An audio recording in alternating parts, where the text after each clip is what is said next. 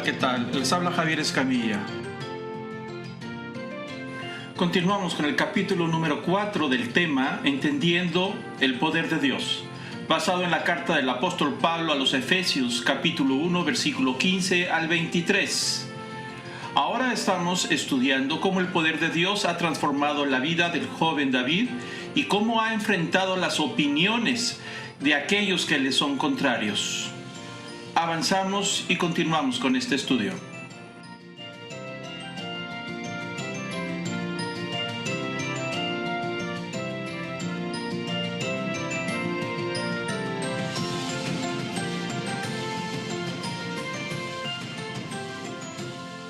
David ya tiene una autoridad de unción de años atrás cuando lo ungieron, pero no tiene poder. Pero ahí se está desencadenando este poder en ese momento. Entonces la opinión de aquel que le cree a Dios, la opinión de aquel que le reconoce, que reconoce su palabra, que es obediente, la opinión que le honra, que escucha y le dice, ¿sabes qué, David? Yo necesito que vayas y le tapes la boca a este Goliat que nomás se la pasa ofendiendo y quiero hacer algo contigo y ve. En ese momento David ni siquiera se pone a pensar en su apariencia, como no se puso a pensar en su apariencia Moisés cuando dijo que tenía 80 años, obedeció. Y aquí tenemos un jovencito frente a todo un ejército que obedece. Cualquiera diría, no, ¿para qué haces el ridículo? Mejor vete y regrésate de donde estabas. Sin embargo, ahí está la opinión de alguien que cree en lo que Dios le dijo. Y en algo que cree, ahí se está dando.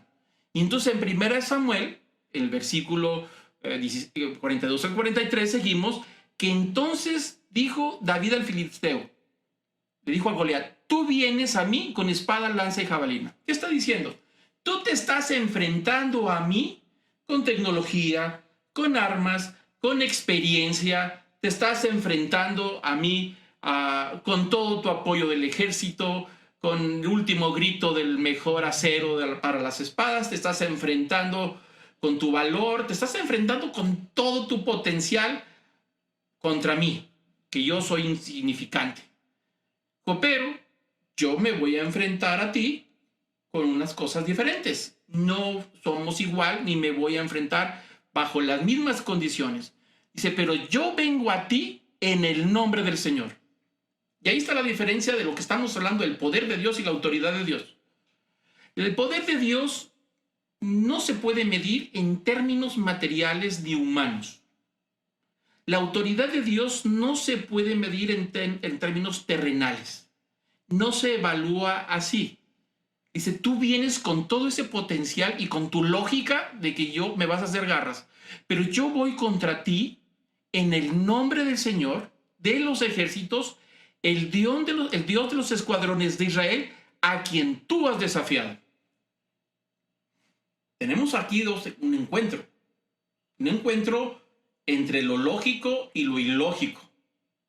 Tenemos un encuentro entre la realidad terrenal, que dice que Goliat es el vencedor, que ni siquiera se va a inmutar en vencer, contra una realidad espiritual que se requiere creer, que se requiere confiar en aquel que te mandó y que requiere una dosis de fe y de obediencia y una convicción. Acuérdese lo que dice la Biblia de Hebreos respecto a la fe. Es pues la fe la certeza de lo que se espera y la convicción de lo que no se ve. Y David se está enfrentando con una convicción de fe de algo que no ha visto, porque lo que ve le dice todo lo contrario, que lo van a hacer garras. Pero él toma la decisión de creerle a lo que dijo Dios, no a lo que dicen las tres opiniones anteriores, diciendo que iba a fracasar. Entonces él se está enfrentando a este enemigo para cumplir el propósito de Dios, no para cumplir sus planes. David no le interesa cumplir sus planes, él no tiene planes, él sabe que Dios lo está mandando. Igual que Moisés va y se enfrenta al emperador de su tiempo, al gran faraón del imperio de su tiempo, y no se presenta en su nombre, sino se presenta en el Dios de Israel y ejecuta sus planes con el poder del Dios de Israel y se presenta ante Faraón con la autoridad del Dios de Israel que fue enviado. Y aquí David se está presentando con la autoridad de Dios y con el poder de Dios ante una realidad y una evidencia que parece que le es contraria. Entonces en ningún momento se desequilibra David, sino que se cimienta, se afianza y se siembra en esta realidad en el nombre de Dios. El nombre de Dios representa la autoridad que él tiene y el poder que Dios le está dando. El nombre de Dios significa como cuando va a visitar al gobernador y trae la tarjetita de su papá. ¿Usted quién es? No, pues yo soy fulano de tal. No, pues no sé quién es, pero esta es la tarjeta de mi papá. Ah, su papá sí lo conozco. Pásele. Y lo pasan porque conocen a su papá por el nombre. Bueno, David no es nadie, pero se está presentando en el nombre de Dios, con la autoridad y con el poder de Dios, que eso es lo que hace la gran diferencia. Entonces está a punto de suceder algo. Nadie sabe a ciencia cierta por qué este muchacho se atrevió a hacer lo que está haciendo en ese campo de batalla, pero todos saben que están enfrente a una situación que va a ser desgarradora y que va a haber sangre por todos lados. ¿Cuáles son los resultados? Son muy claros, ya los conocemos. Versículo 49. David metió la mano en su saco y sacó de él una piedra. La lanzó con la honda e hirió al filisteo en la frente. La piedra se hundió en su frente y Goliat cayó a tierra sobre su rostro. Vamos a ver una vez más. David es frágil y débil y tiene en su mano una honda y una piedra. Alguien agarra la piedra, la honda, y todo el mundo se ríe, porque eso es para espantar a los coyotes cuando estás cuidando las ovejas, o es para espantar a las ovejas que se están yendo. Lanzas la honda y vamos. Y este dijo, es lo que tengo. O sea, no esperó a que le pusieran. De hecho, trataron de ponerle un armazón, una armadura, y no, pues era tan pesada que no podía cargarla, y le dieron la espada de Saúl. Le quedaba tan grande que cuando se la ganchó en el cinto iba arrastrando la punta en la tierra. Entonces no, dijo, se quitó todo, se desesperó, dijo, no, yo no voy a ir contra esto, voy en el poder de Dios. Y agarra la piedra y le da vuelta y rájale en la frente. Ahora, ¿era una onda mágica? No, era una buena onda. No había magia en la onda. No había magia en la piedra. No hay truco. No es con que ahora esta es la onda que mató a David, vamos a colgarla y conservarla por varias generaciones y ahora nos la vamos a arrodillar para que haga unos milagritos porque esa onda es milagrosa. Y alcanzamos a recuperar la piedra que mató a Goliat y la vamos a conservar en el palacio. Y cada vez que vayamos a la guerra vamos a hacer un cofrecito con cristales alrededor y ponemos la piedra en un cojincito y la vamos a cargar entre 4 y vamos a darle vuelta al campo de batalla porque esa piedra es milagrosa. La piedra no es nada, es una piedra. Y la onda no es nada, es una onda. Y David no es nada, es un enclencle muchacho de 18 o 19 años, flacón, con apariencia de modelito, pero no servía para la batalla. Esa es la realidad. Sin embargo, este muchachito dijo, yo voy en el nombre del Señor de los ejércitos, me estoy presentando. Y ahí es donde cambian las cosas, porque le aplicó la fe a lo que Dios le dijo que hiciera, sin dudar de ningún momento lo que podía pasar. Y al momento que lanza la piedra, le dio el punto, le dio la cabeza, se hundió en la frente y cayó el ranazo de este señor, tamaño de un árbol. Y al instante va y corre David y agarra la propia espada que apenas podía cargar y le corta la cabeza. De ahí se han hecho muchas películas, y no me refiero a la historia de David, historia de batallas, donde están los dos enemigos y de repente el más abusado aprovecha un momento de debilidad del más fuerte y le encaja la espada en el tobillo y ya cayó y aprovechó para matar. Esa historia se ha repetido a través de los siglos en las películas y en las novelas. Bueno, así le sucedió a David. Hundió una piedra en la frente porque creyó. Dice el versículo 50, así venció David al filisteo, con una honda y una piedra. Por eso lo recalca en la escritura, lo dejaron bien escrito, que nadie se olvidara. ¿Cómo lo venció? Con una honda y una piedra. E hirió al filisteo y lo mató, mas no había espada en la mano de David. Interesante. No había ningún arma de batalla. Traía su herramienta con la que andaba todos los días defendiéndose para matar conejos. Moisés traía su bastoncito con el que se apoyaba y se levantaba porque le dolían los huesos. Con ese bastón sacudió el mar rojo y se convirtió en sangre. Con ese bastón se abrió, perdón. El río Nilo se convirtió en sangre. Levantaba la vara y cambiaban los elementos meteorológicos, la lluvia, el granizo, y se levantaban pestes y enfermedades, nomás con la vara. ¿Era una vara mágica? Por supuesto que no era mágica. Nadie la conservó en un lugar en el buceo para esta es la vara de Moisés y todo el mundo vamos a tocarla y que la toque va a quedar sano. No, no hay poder en eso. Es en el individuo, sin importar su condición externa, ni su condición física, ni siquiera si habla bien o habla mal, si tiene apariencia de príncipe o de mendigo, eso no importa, pero tiene el corazón que es indispensable para creerle a Dios en cuanto a lo que dijo y aplicarle la fe en cuanto a los propósitos que Dios le dio y entonces usar su autoridad y poner en práctica el poder de Dios. Y esas son las cosas que suceden. David llegó a ser el rey más grande de Israel. La historia de David es sorprendente de lo que Dios hizo con él. La historia que estamos viendo, el centro no me quiero adelantar. El centro de esta historia no es la lección que podemos sacar de la piedra de David hacia Goliat. No, el centro de la historia de David y Goliat es cómo Dios toma a este pastorcito ungido y lo va moviendo a un escenario más grande para que en medio de ese espectáculo donde están todos los ejércitos, está el rey, está la corte real, está toda la gente conocida y ahí Dios deposita el poder en David para poder sorprenderlos a todos y empieza a desencadenar una serie de eventos en la vida de David para irlo llevando de la nada a ser alguien, de donde estaba escondido para ser una figura pública. A partir de ahí, la persona de David fue transformada. Su personalidad empieza a cambiar con el objetivo de cumplir los propósitos. Llegó a ser un gran estadista. Extendió el pueblo de Israel a convertirlo en un pequeño imperio y sus límites llegaron hasta el río Éufrates, allá por Irán, por Irak, por aquel rumbo fue a dar el pequeño imperio de Israel. Y fue un gran reformador en cuanto al sistema religioso. Hizo de Jerusalén la gran capital de Israel, reformó el sistema de adoración, los músicos, inventó tantos instrumentos musicales, compuso los salmos que son cantos de adoración. Por eso le hablaban de David, el que cantaba las mañanitas, que las mañanitas no vienen escritas en la Biblia, eso se lo puedo asegurar. Pero es conocido como el gran cantor de Israel.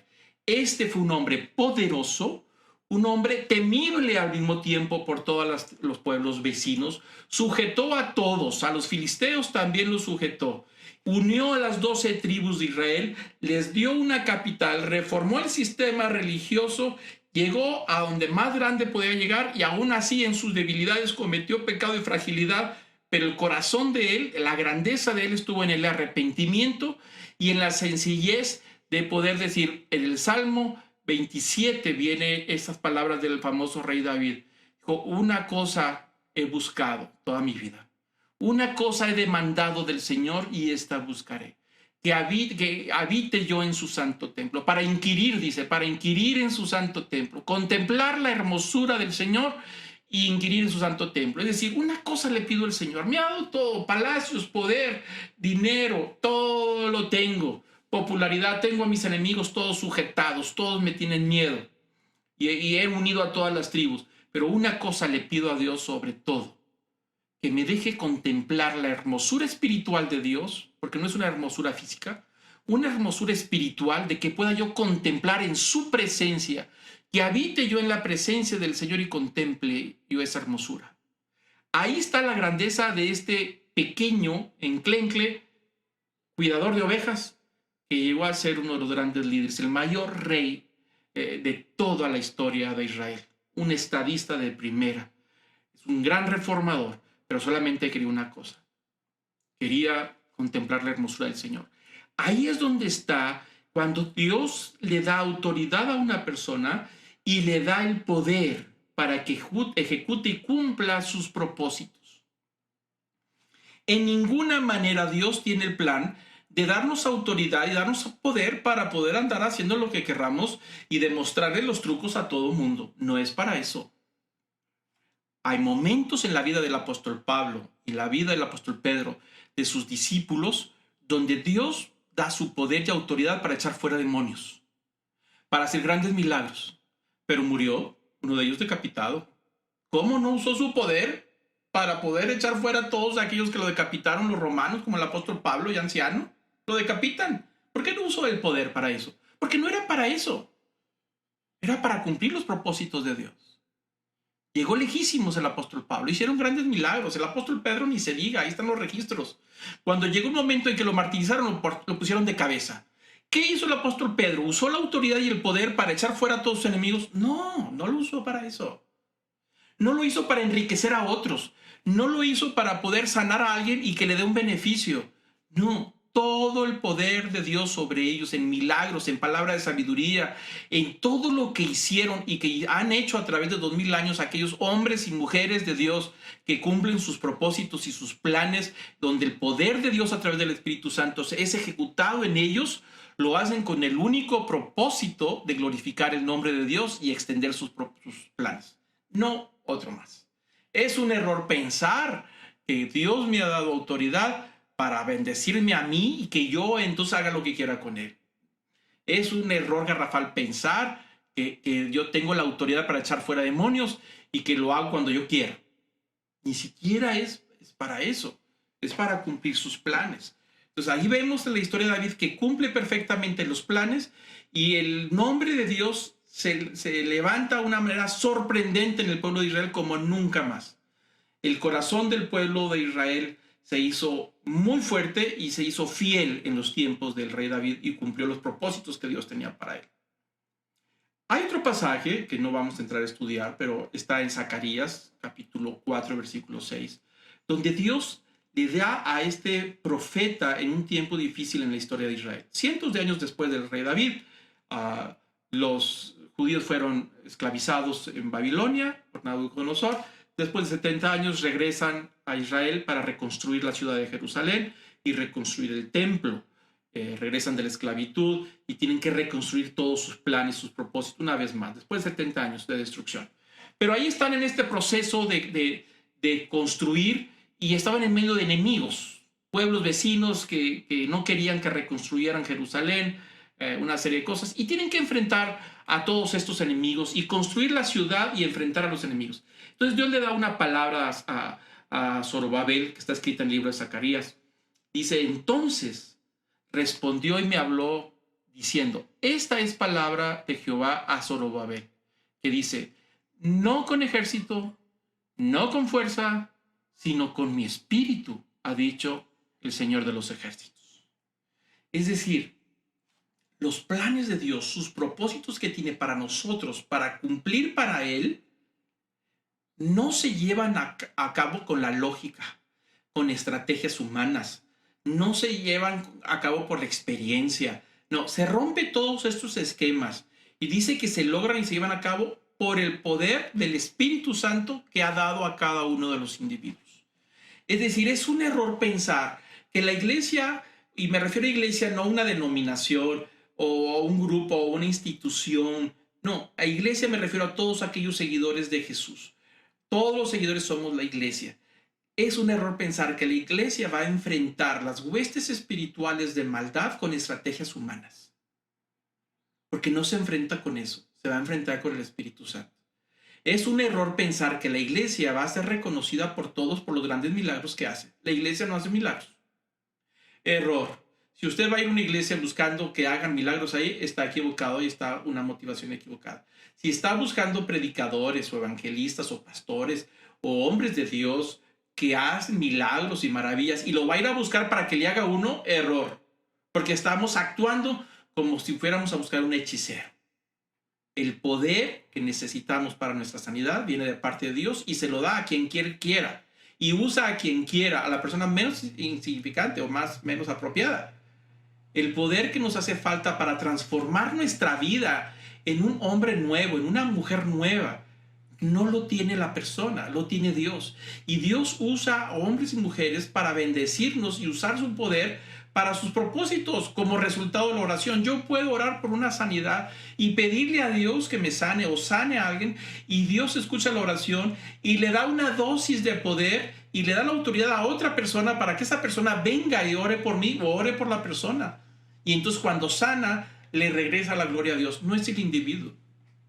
Cuando el apóstol Pedro y Pablo, cuando andaban predicando en una ocasión, el apóstol Pedro llega a un pueblo y suceden maravillas ahí y habla la palabra de Dios y cae el Espíritu Santo, empiezan a suceder una serie de fenómenos extraños, se rompen las leyes de la física en esos milagros y todo el pueblo se asustó. Fueron y se le pusieron de rodillas al apóstol Pedro y traían un toro para poder sacrificarlo.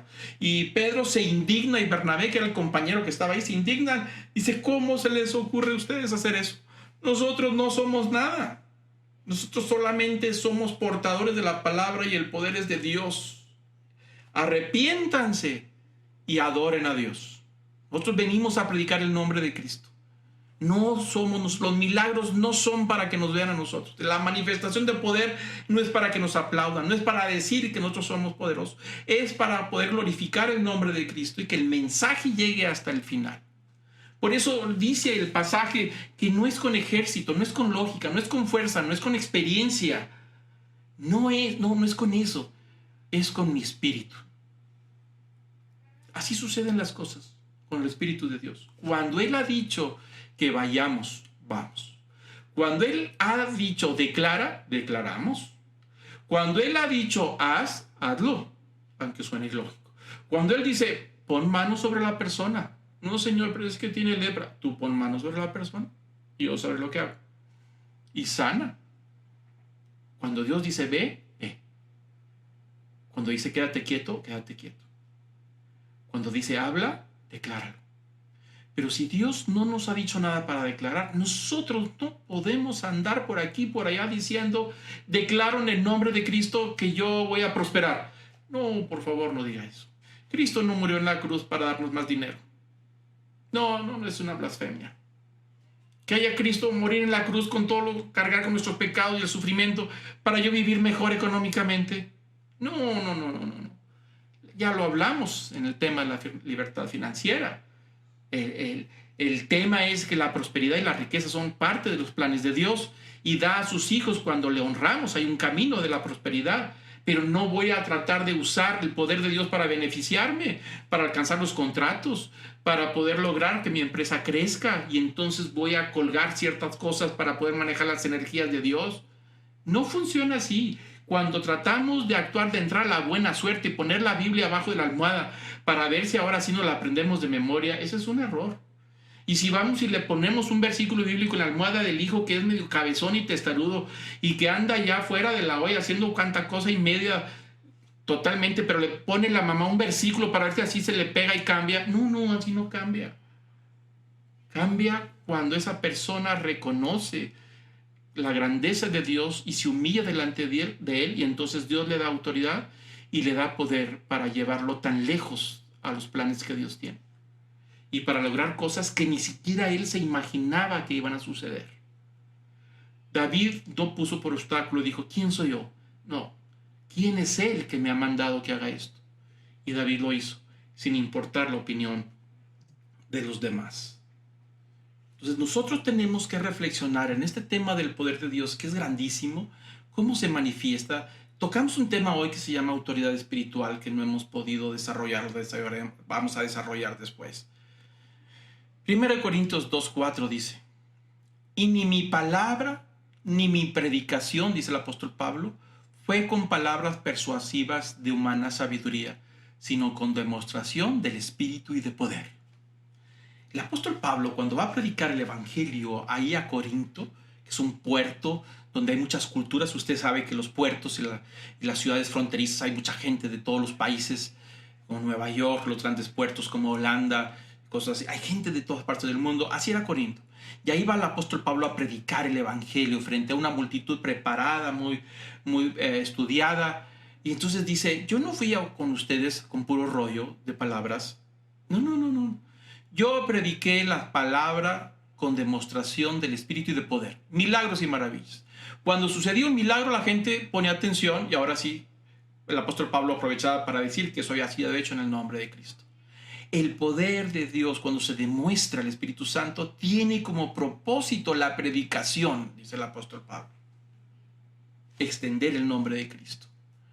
Por eso nosotros tenemos que ser muy cuidadosos en la manera en que hablamos sobre el poder de Dios y la manera en que lo usamos. Tenemos que ser cuidadosos y no ser irreverentes. Tenemos que cuidar de no entrar en una posición de sentirnos que nosotros hemos logrado algo por nosotros mismos porque Dios nos ha dado una autoridad y un poder. Debemos de actuar en humildad en todo tiempo y en una sencillez de corazón. Dios puede sorprender a los demás sin importar la opinión. Muchas veces los padres somos el primer obstáculo para los hijos, porque a veces nosotros queremos poner o imponer sobre ellos lo que nosotros queremos. Pero Dios tiene el plan para cada uno de ellos y el plan de Dios es más grande de lo que nos imaginamos. Nosotros no podemos poner etiquetas a nadie. No podemos decir qué es lo que Dios va a hacer con cada uno. Nos toca a cada uno descubrir los planes y propósitos. Y si alguno de ellos o alguno de nosotros Dios le da un don, debemos de usarlo. Pero usarlo para su nombre, no para un asunto personal.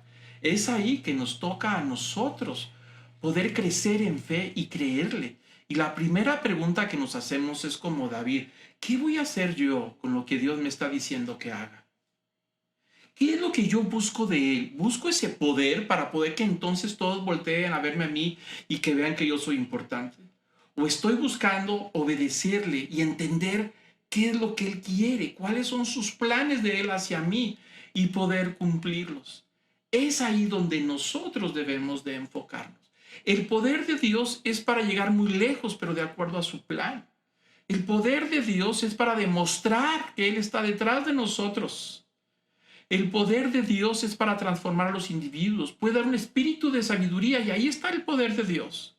Hay personas que tienen un don, un poder de Dios solamente en sus palabras. Donde quiera que están, hacen sentir bien a los demás y generan fe en la vida de otros. Tal vez no hagan milagros, tal vez no muevan montañas, pero esas personas en el poder de Dios, con la sola palabra y su oración, generan cambios en los individuos porque hacen que la palabra sea sembrada. ¿Qué le dijo a Moisés? ¿Qué tienes en tu mano? Una vara. Con eso es suficiente, porque yo te necesito a ti que me creas. Y vas a ver lo que voy a hacer con lo que tienes en tu mano. ¿Qué le dijo a David? ¿Qué tienes en tu mano? Una honda y unas piedritas. Con eso es suficiente. Lo que quiero de ti es solamente que me creas y que me obedezcas. Me toca a mí demostrar el poder encima de aquellos de los que creen. Nosotros en todo tiempo, en todo momento, ya sea que Dios nos haya dado un don especial, nos haya dado algo especial, debemos de usarlo para la honra y la gloria de Dios, no para levantar nuestro propio nombre. A Dios no le interesan las grandes instituciones, Él es dueño de todo. A Dios no le interesan los grandes aplausos del mundo, ni le interesa la riqueza. Él es dueño de todo, Él no necesita ser rico.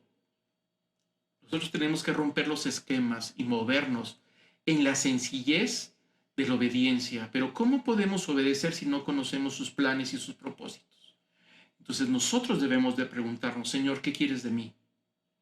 ¿Por qué me has hecho así? ¿Por qué me diste estos dones? ¿Por qué me pusiste en la familia donde estoy? ¿Por qué me diste este trabajo? ¿Por qué me das la facilidad para hacer dinero?